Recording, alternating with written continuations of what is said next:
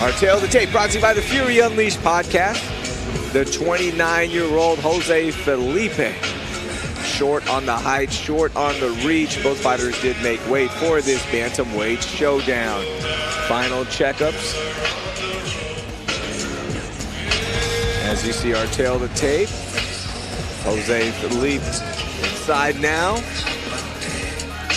And this will be our final fight on our OnlyFans broadcast, and we head to the Fury FC YouTube and Facebook pages after a 10-minute break, but we'll talk about that. But let's get our introductions now. The following contest brought to you by the Fury Unleashed podcast, available on Apple, Spotify, and YouTube, is scheduled for 3 rounds in the Fury Amateur Series Bantamweight Division. Introducing to you first, fighting out of the blue corner.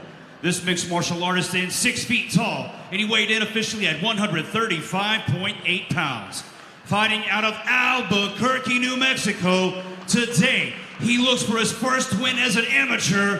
Here is Jacob Saiz. And introducing his opponent across the cage, fighting out of the red corner. This freestyle fighter stands 5 feet 9 inches tall, and he weighed in at 136 pounds.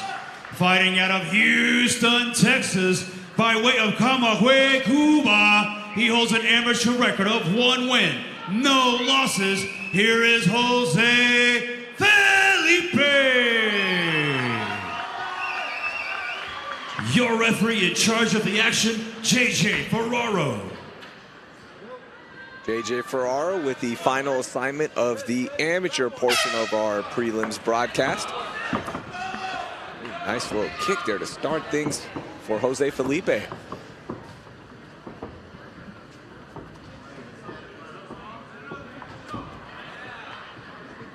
Another one.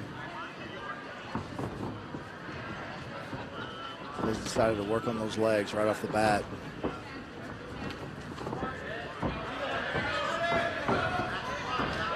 Nice little over under the trap. Oh man, right into full mount early on.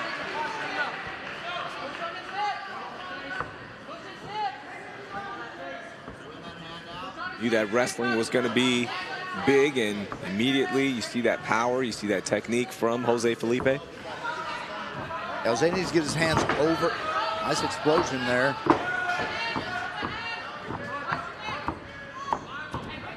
Man, super suplex. That was awesome. And those suplexes are so weird too. There's nothing you can do about them. Once you get airborne, there's no defense. You just prepare to land and prepare for what's next. You gotta hope to not land terrible, yeah. Oh man. I've never seen the back-to-back one. I've always seen, we've seen one, but back-to-back, I mean, he looked like Brock Lesnar inside. That was nuts. Shout out to Fury vet Cody Steele, pulled off a really nice suplex at the Fight Pass Invitational last weekend. That was cool.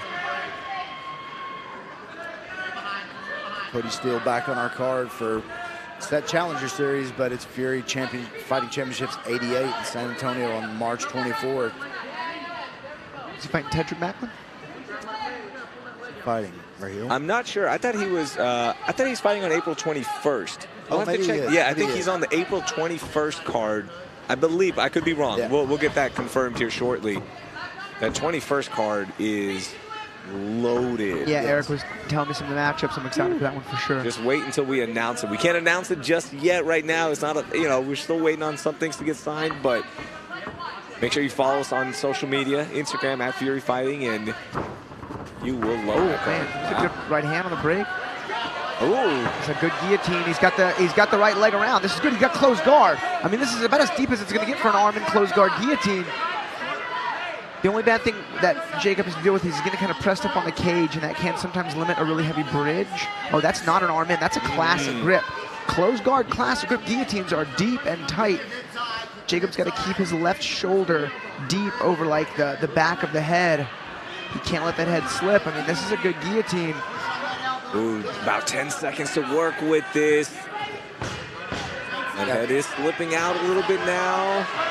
Typically, if you see the back of that hairline, you're not in there as deep as you need to be to finish it. Yeah, that was at the end of it, just kind of a superficial hold. Yeah. That was tight though. That guillotine did have some legitimate danger there. Yeah, you could even see that blood just building up in the face of Felipe. If you're good enough to pull off 2 back-to-back suplexes, as Jose Felipe did, then I'm sure you know how to troubleshoot guillotines. Being a good wrestler, you're just going to end up in guillotines all the time in the training room. And honestly, they're not that hard to work out of. Shout out to Dustin Poirier. He jumped a bunch of gillies yesterday. Ended up getting the KO, but just going to show how tricky those submissions can be to finish. Speaking of our show yesterday, how about our heavyweight Robelis Despain? Oh my.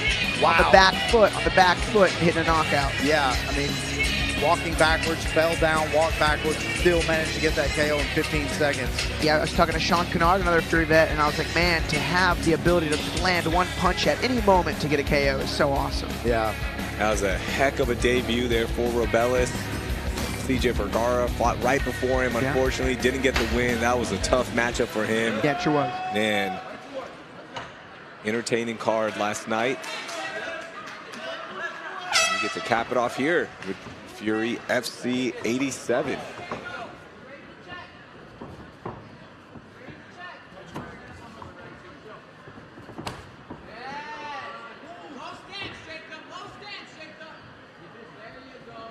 Jacob Saiz looking for that first win of his amateur career. Jose Felipe trying to move his record to 2-0. Entertaining first round. Oh, big right just connects. That was a good step in 1-2.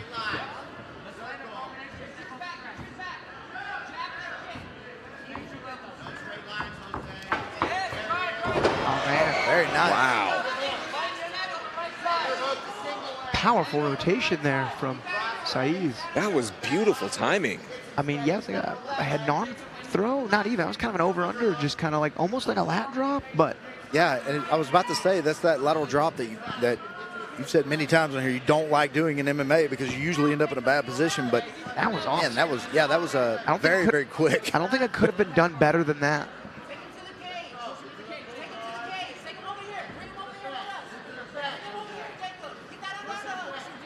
Let's see what his top game looks like. He needs to get his hands over his neck and try to get some distance between the top of his head and Felipe's face.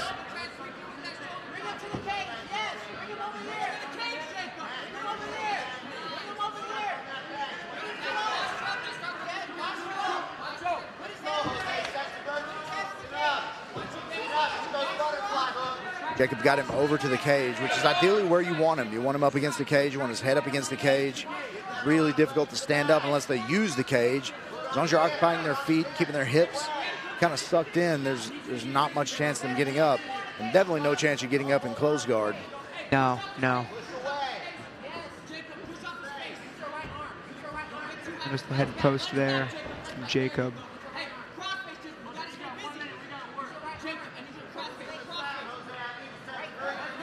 Jacob needs to get his hands in front of him instead of around Felipe.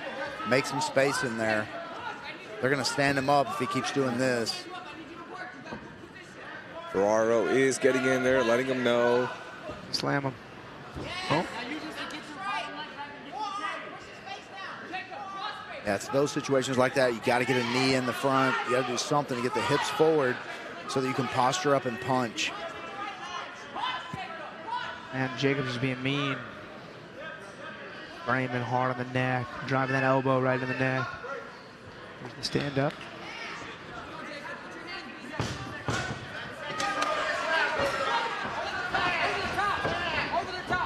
Oh, wait. Oh, big right hand. Oh, man, got to turn around. Wow. Wow. All right, 1-1 for sure. Easy 1-1 going into 3. Yeah, what an exciting last 10 seconds of the round. That was pretty awesome. Yeah, usually the bottom man's like, good, they stood us up. And like, oh no, we got stood up.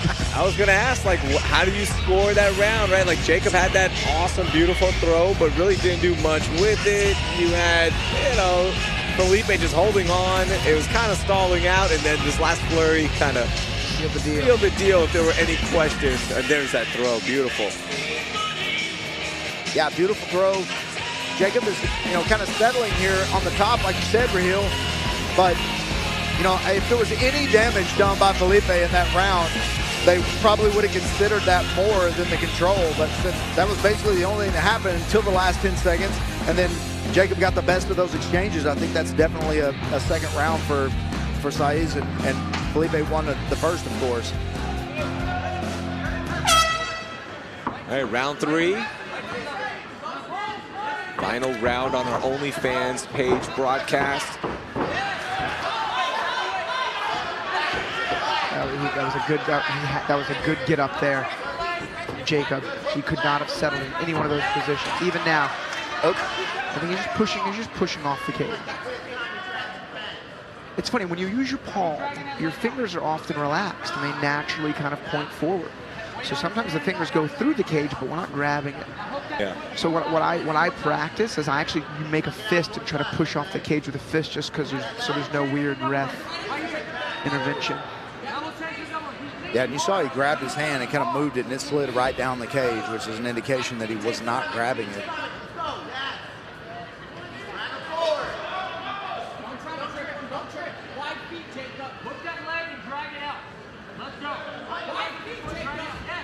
Oh, man, beautiful.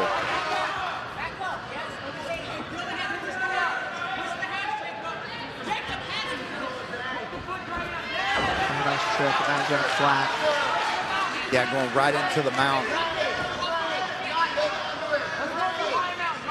And the biggest thing, I don't know if everyone could hear it on the mic, but he exactly executed what his coaches were telling him on the spot. That was awesome. Oh, wow, nice reversal. Man.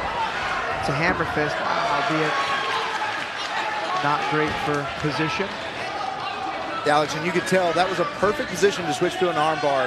Arms were fully extended, and he just never attempted, it never occurred to him. So, you know, two newer guys to, you know, checking out those submissions, because, you know, one left his arm to be had, and the other one never took it. So, good exchange, though. Nice back fist behind the back. Advance to mount here, Jose. And explosive reversal attempts here from Jacob. Did escape mount, but he's back in on some back exposure. Digs a deep underhook. Gonna hike him up through that trip attempt.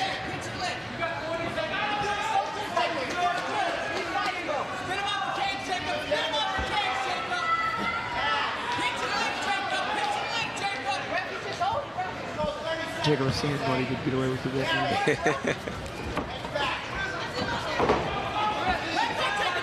All right, 20 seconds left in the fight.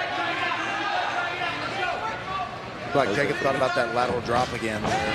Oh, man, that was big right there. Nice. And unfortunately for Jacob, I think Felipe may have sealed it with that. Yeah. All right, so we'll see what the judges are valuing tonight. First time we're going to the scorecards. Gives us a little insight on what to expect tonight. Big thank you to everyone who watched us on our prelims amateur broadcast on OnlyFans. We will be transitioning to the YouTube and Facebook pages for Fury for the 4 remaining pro fights as we look at our highlights for round 3. It was all Jose Felipe. Did a great job of just controlling that final round. That wasn't a bad fight for Jacob. I mean, no, it wasn't. I mean, he had some nice moments in there. He's very explosive. He just lacked a little bit of technical skill that, you know, in some of those positions that he was in favorable positions. A little bit of proven technical skill will get you those points you probably needed to win this fight.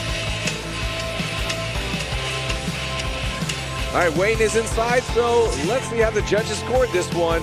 Here's Wayne. Ladies and gentlemen, after 3 rounds of combat, we go to the judges' scorecards for your decision. Brought to you by OnlyFans. Judge John Cave scores the fight 29-28 Saiz. Judge Ray Zaragoza scores the fight 29-28 Felipe.